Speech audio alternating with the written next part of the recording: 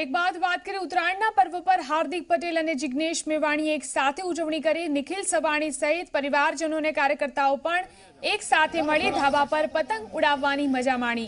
हार्दिक पटेल और जिग्नेश मेवाणीए सामाजिक समरसतानो मार्ग अपनावता एक संदेश पण आप्यो, साथे ज पर्वनी शुभेच्छाओ पण पाठवी।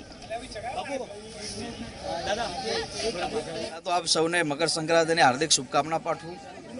कोईनो राजकीय पतंग कापवानी वात नथी, अत्याचार अने अन्याय सामे पतंग कापवानी वात छे। ए काम करतुं रहेवुं पड़े, केम के आजे राज्यनी अंदर अन्याय थतो होय, अत्याचार थतो होय, भ्रष्टाचार वधतो होय, लोकोने बेरोजगारी दिवसे दिवसे वधी रही होय, रोजगारी मळती न होय, तो स्वाभाविक छे के आवा लोकोने पतंग कापवी पड़शे। अने ए पण पाछा पतंग चाइनीज थी चगावता होय तो कापवी तो जरूरी ज छे ने।